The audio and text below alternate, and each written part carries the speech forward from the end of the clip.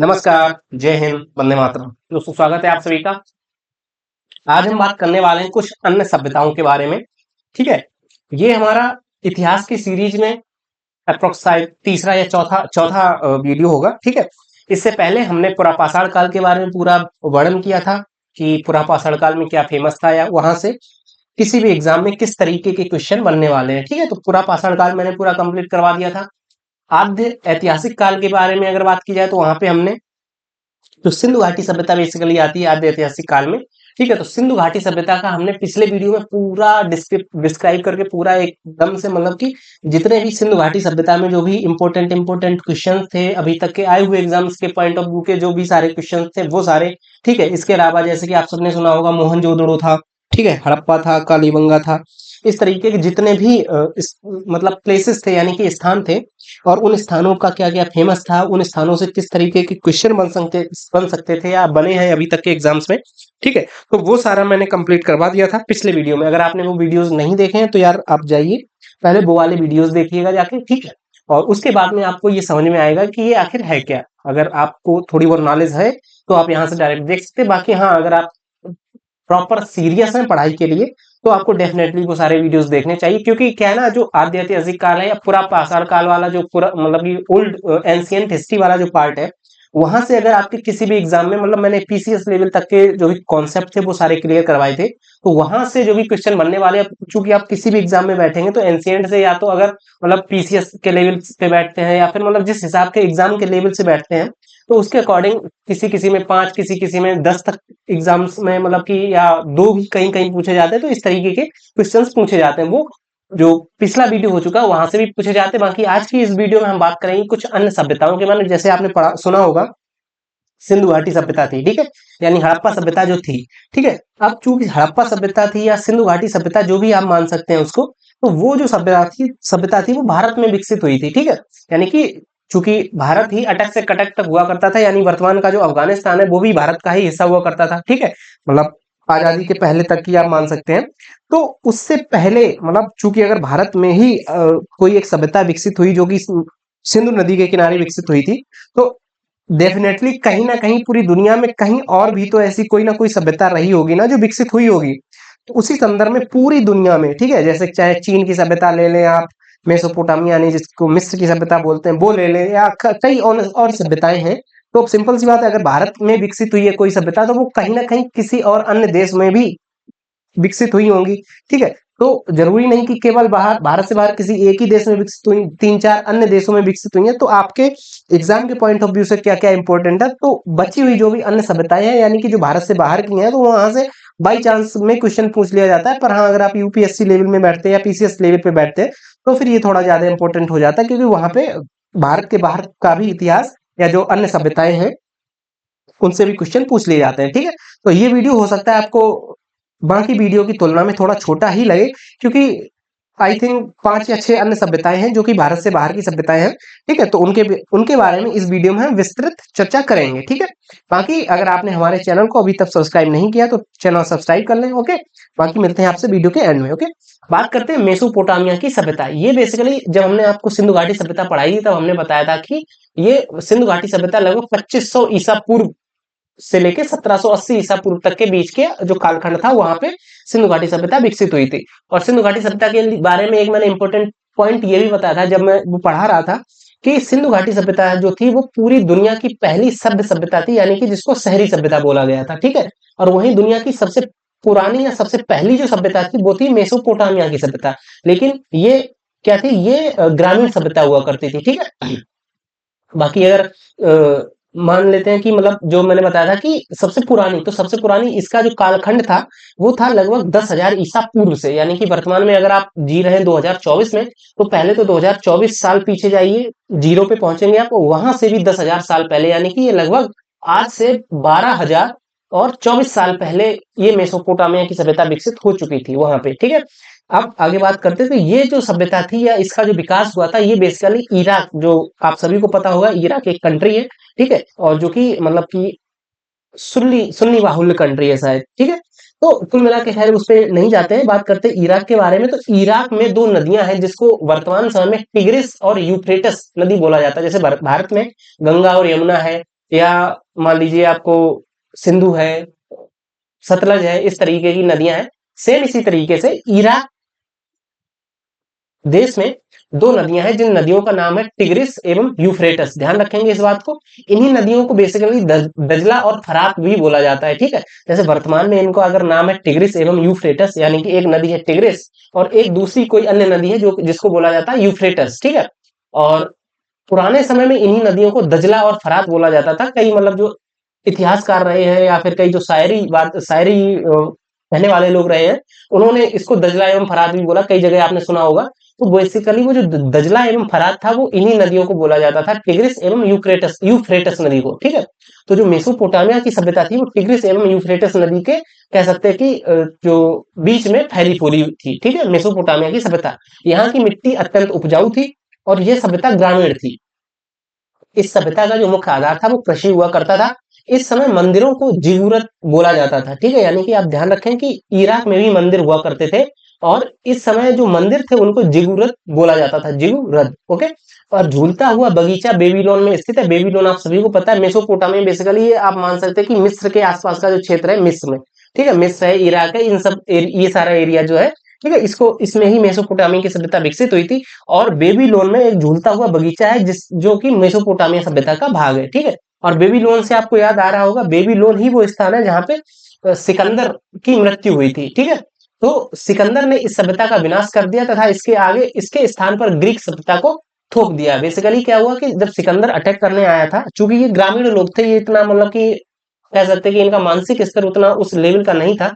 तो जब सिकंदर अटैक करने के लिए निकला था वहां से, मतलब अपने शहर से, मेसोपोटामिया का ही बेसिकली वो वहां का निवासी हुआ करता था, ठीक है। तो जब वो निकला तो उसने इस सभ्यता को रौंद के रख दिया एक तरीके से, ठीक है। जिस तरीके से आपने सुना होगा कि चंगेज खान था, तो चंगेज खान जब किसी देश में घुसता था तो जब वो उस देश में से निकल जाता था तो पीछे सिर्फ और सिर्फ कंकाल ही कंकाल या मृत शरीर ही बचा करते थे। सेम इसी तरीके से सिकंदर ने जब अटैक किया इराक पे, तो इस सभ्यता को तहस नहस कर दिया। अब सिंपल सी बात, जब वहां कोई रहने वाला ही नहीं बचेगा तो फिर उस स्थान के बारे में मतलब धीरे धीरे वो ऑटोमेटिकली वो स्थान समाप्ति हो जाता है। मतलब जैसे कि अगर आप वर्तमान में बात करें, जैसे राजस्थान का भानगढ़ का किला है, तो भानगढ़ में अभी अब तो खैर फिर भी कई टूरिस्ट जाने लगे हैं, पर एक वक्त था जब भानगढ़ में कोई भी नहीं जाता था। तो वहां का जो किला है वो ऑटोमेटिकली धीरे धीरे मतलब कि अपनी कह सकते हैं कि जीर्ण होता चला गया। सेम इसी तरीके से जब सिकंदर ने इस सभ्यता पे अटैक किया था, उसके बाद में यहाँ पे इसने एक तरीके से मान सकते हैं कि सबको ही समाप्त कर दिया था। तो उसके बाद में समय के कालखंड के साथ साथ ये सभ्यताएं धीरे धीरे समाप्त हो गई थी, ठीक है। विश्व की सबसे पहली सभ्यता मेसोपोटामिया की सभ्यता थी, जो कि ग्रामीण सभ्यता हुआ करती थी। कहाँ पे थी ये? टिग्रिस एवं यूफ्रेटस नदियों के मतलब मध्य में ये विकसित हुई थी। यहाँ के लोगों का प्रमुख कार्य कृषि हुआ करता था। यहाँ की जो मिट्टी थी अत्यंत उपजाऊ थी। इस समय मंदिरों को जिगरत बोला जाता था, ठीक है। मेसोपोटामिया सभ्यता के बेसिकली चार भाग थे, जिसमें सोमेरियन की सभ्यता, बेबीलोन की सभ्यता, सीरिया की सभ्यता और कैंड्रिया की सभ्यता, ठीक है। ये मतलब पार्ट्स में पूछा जा सकता है बाई चांस में कि बताइए निम्न में से कौन सा मेसोपोटामिया सभ्यता का हिस्सा नहीं है या भाग नहीं है। तो सोमेरियन, बेबीलोन, सीरिया और कैंड्रिया, ठीक है। आगे बात करते हैं दूसरी मिस्र की सभ्यता के बारे में, ठीक है। हमने बात की मेसोपोटामिया की सभ्यता की, उसके बाद में हमने उससे पहले हालांकि बात कर ली थी सिंधु घाटी सभ्यता के बारे में। तीसरे नंबर पे आती है मिस्र की सभ्यता, ठीक है। मिस्र के रेगिस्तान में स्थित थी है और ये नील नदी की देन है। इस सभ्यता का विकास फिरौन के नेतृत्व में हुआ था। इस सभ्यता में पिरामिड, सूर्य कैलेंडर तथा मम्मी का विकास हुआ था। हालांकि आप सभी को पता कि वर्तमान में भी अगर मिस्र की बात की जाए तो मिस्र पिरामिडों के लिए काफी ज्यादा फेमस है। और यहाँ के जो पिरामिड है, गीजा का पिरामिड जिसको बोला जाता है, ठीक है, तो वो काफी कह सकते हैं कि विश्व के जो 7 मोन्यूमेंट है, यानी कि जो मुख्य प्रमुख स्थल है, ठीक है, उनमें अपना स्थान बनाए हुए गीजा का पिरामिड, ठीक है। तो अर्थात इस सभ्यता का जो था रसायन शास्त्र, यानी कि यहाँ के लोगों की जो कह सकते हैं कि एसिड वगैरह की जो जानकारी थी वो इनकी काफी अच्छी थी। और गीजा का पिरामिड यहाँ पे सबसे ज्यादा फेमस है, मैंने बता ही दिया, ठीक है। कुल मिला के नील नदी की देन है मिस्र की सभ्यता। ये मिस्र के रेगिस्तान में थी और फिरौन के नेतृत्व में इसका विकास किया गया था। और यहाँ पे पिरामिड, सूर्य कैलेंडर तथा मम्मी का विकास हुआ था। मिस्र की सभ्यता के लोग या मिस्र के लोग वर्तमान में भी मतलब वर्तमान तो नहीं लेकिन हाँ फिर भी उनको गीजा के पिरामिड से आप समझ सकते हैं। यहाँ पे चूंकि मम्मी रखी गई थी, मम्मी को किसी ना किसी रसायन के लेप से मतलब लेपित करके रखा जाता था। तो सिंपल सी बात है, यहाँ का जो रसायन शास्त्र था वो काफी ज्यादा सुदृढ़ हुआ करता था, ठीक है। अगली हम बात करते हैं रोम की सभ्यता के बारे में, ठीक है। ये लगभग आज से 600 ईसा पूर्व यहाँ पे हुई थी। तो इसे इटली में विकसित किया गया था। इन्होंने पूरे भूमध्य सागर पर अधिकार कर लिया था। प्राचीन सभ्यताओं में से यह सबसे विकसित सभ्यता थी। आज भी इस सभ्यता के अवशेष सुरक्षित बचे हुए हैं, जो कि पर्यटन एवं आकर्षण का केंद्र है। इस सभ्यता के दो सबसे बड़े राजा जूलियस सीजर एवं अगस्टस थे। ठीक है, जूलियस सीजर एवं अगस्टस थे। जूलियस सीजर की हत्या धोखे से उनके मंत्रिमंडल द्वारा कर दी गई थी और अगस्टस जी के नाम पे ही जो अगस्त का महीना है वो अभी तक आप मतलब जो अगस्त का महीना है वो चल रहा है। ठीक है, जूलियस सीजर नामक जो नाटक है वो बेसिकली विलियम शेक्सपियर ने लिखा है और ये वही विलियम शेक्सपियर है जो कि अंग्रेजी की प्रसिद्ध विद्वान या कह सकते कि कवि लेखक माने गए, विलियम शेक्सपियर। ठीक है, और इसका जो विकास हुआ था इटली में हुआ, क्योंकि इटली की राजधानी ही है रोम। ठीक है, ये तो आपको पता ही होगा। तो सिंपल सी बात है, इटली में विकसित हुआ था तो इसी वजह से इसकी राजधानी इटली की राजधानी रोम है, इसलिए इसको रोम की सभ्यता बोला गया। रोम की सभ्यता सिंपल सी बात इटली में ही होगी। ठीक है, और इन्होंने भूमध्य सागर पे कब्जा कर लिया था। यहाँ पे बेसिकली दो व्यक्तियों के इंपोर्टेंट जो है, मोस्ट इंपोर्टेंट है दो व्यक्ति जो कि दो वहां के राजा हुआ करते थे, जिनका नाम एक जूलियस सीजर एवं अगस्टस था। ठीक है, चूंकि ये ज्यादा पुरानी सभ्यता थी नहीं, लगभग आज से 600 ईसा पूर्व की सभ्यता थी, तो यहाँ के अवशेष सुरक्षित रखे हुए हैं, जो कि वहां के मतलब कह सकते कि उनको पर्यटन एवं आकर्षण का केंद्र बना दिया गया। ठीक है, आगे बात करते हैं फारस की सभ्यता के बारे में।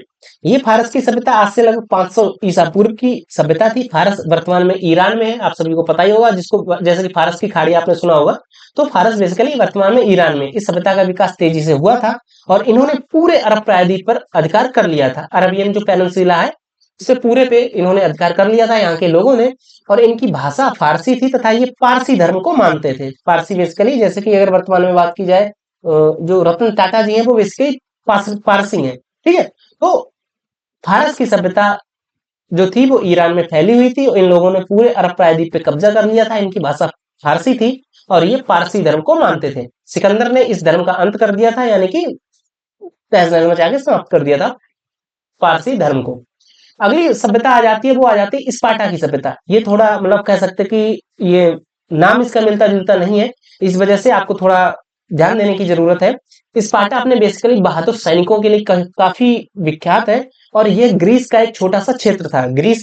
ठीक है, और बात की जाए स्पार्टा के लगभग 300 सैनिकों ने लियोनाइडस के नेतृत्व में ग्रीस के 20,000 सैनिकों को हरा दिया था। ये जो 300 स्पार्टा के सैनिक थे, बेसिकली ये स्पार्टा के सैनिकों का अगर आप इतिहास खोल के देखेंगे तो वहां पे ये इनकी जो ट्रेनिंग होती है, हमारे जो मराइन कमांडोज होते हैं या गरुड़ कमांडोज होते हैं, एनएसजी कमांडो होते हैं, मतलब सबकी ट्रेनिंग को मिला के एक अगर बना दिया जाए तब वो जाके एक स्पार्टा का जो सोल्जर होता है वो बनता जाके, मतलब उससे भी ज्यादा हार्ड इनकी ट्रेनिंग रहती है। इसमें मतलब जानवरों के साथ में छोड़ दिया जाता है जंगल में, अभी बिना हथियार के, मतलब अगर चाकू या डंडे आपके पास में होंगे उससे फिर उन जानवरों के साथ में लड़ना है, जानवरों से जीवित मतलब मार के आपको जीवित निकलना, तब जाके एक स्पार्टा का सैनिक बनता है। मतलब इनकी जो ट्रेनिंग रहती है बहुत ज्यादा हार्ड रहती है स्पार्टा के सैनिकों की।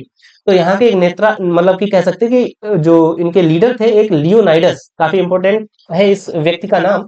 तो लियोनाइडस के नेतृत्व में इनकी लड़ाई हुई थी ग्रीस के साथ में। तो ग्रीस के 20,000 सैनिक थे और इनके 300 सैनिक थे और इन्होंने मतलब बहुत अच्छी तरीके से लड़ाई लड़ी थी और बाद में कह सकते हैं कि जो ग्रीस का नेतृत्व था वो थोड़ा मतलब भारी पड़ेगा, क्योंकि सिंपल सी बात है वो वहीं का छोटा हिस्सा था, तो कुछ ना कुछ उनकी इंटरनल इंफॉर्मेशन भी इनके पास में थी, तो उस तरीके से वो साम दाम दंड भेद चलता ही आप सभी को पता ही होगा।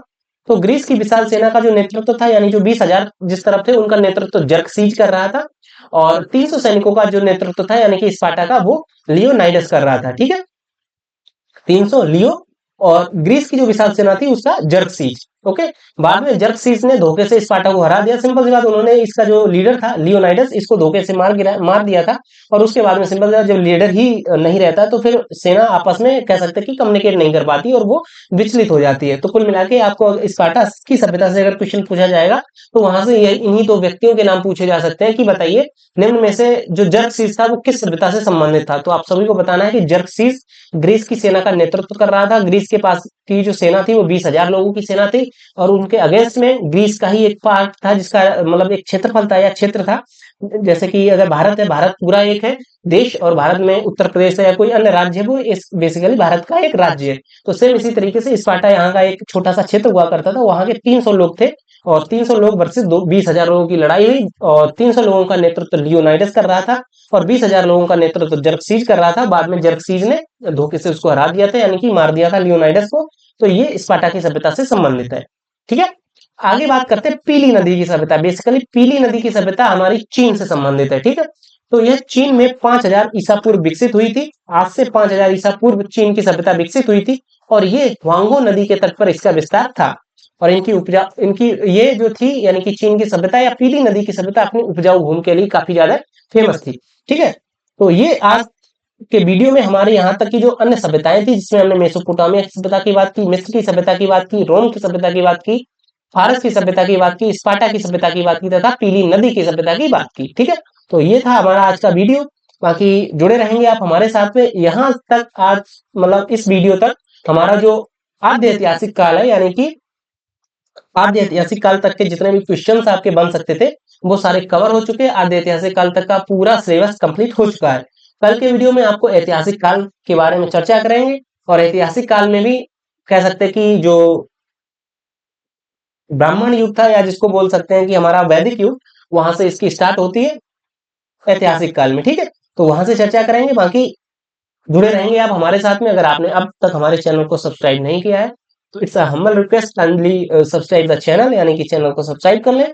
बाकी वीडियो को लाइक करें। आप अगर कोई सुझाव देना चाहें, कोई बताना चाहें कुछ कि हमको, अगर आपको लग रहा होगा कि हाँ हमको अपने कंटेंट में या डिस्क्राइब करने में कोई चेंजमेंट लाना चाहिए किसी भी तरीके का, तो डेफिनेटली आप कमेंट करके बताइएगा। हम उसको आत्मसात करेंगे और जरूर अप्लाई करेंगे इसके ऊपर। ठीक है, चलिए मिलते हैं आपसे नए वीडियो में, तब तक के लिए आगे दीजिए। और हाँ, मैंने पॉलिटी की भी सीरीज स्टार्ट की है, यानी कि द कॉन्स्टिट्यूशन ऑफ इंडिया। हालांकि अभी उसमें जो कॉन्स्टिट्यूशन के भाग है, यानी कि जो पार्ट है, संविधान का जो पार्ट है वो भी स्टार्ट नहीं किया है। संविधान के विकास का पार्ट स्टार्ट किया है कि किस तरीके से, यानी कि 1773 से लेके, पहले तो हम जाएंगे 1773 से लेके 1947 तक, और 1947 में के बाद में फिर बात करेंगे 1950 तक, जहां पे हमारा संविधान बन के तैयार हुआ था। और उसके बाद में संविधान को बनने से पहले जो भी प्रॉब्लम्स आई थी, हालांकि वो पार्ट हिस्ट्री का भी हो जाता है कि इतिहास में भी आप उसको पढ़ना चाहेंगे, लेकिन संविधान के विकास में हम उसको यहाँ पे ही पढ़ाएंगे। ठीक है, तो उसके बाद में ये जब 1949 तक का कंप्लीट हो जाएगा या 1950 तक का कंप्लीट हो जाएगा संविधान के विकास तक का, उसके बाद में हम आपको पढ़ाएंगे पूरा संविधान, यानी कि भाग 1 से लेके आपका भाग 22 तक, और जितने भी यानी कि आर्टिकल नंबर 1 से लेके 395 तक के जितने भी आर्टिकल हैं आपको सारे मैं रटवा दूंगा। ओके, तो आपने अगर वो, हालांकि उसमें भी मैंने लगभग 3-4 वीडियोस बना रखे हैं, यहाँ पे डाल रखे हैं। आप जाइएगा, वीडियोस पे क्लिक करिएगा और देखिएगा जाके, और डेफिनेटली आपको कुछ ना कुछ नया सीखने को मिलेगा। और वहां पे भी अगर आपको कोई सुझाव देना चाहें तो वहां पे आप दे सकते हैं। बाकी मिलते हैं आपसे नए वीडियो में। ओके, बाय बाय, जय हिंद, जय श्री राम।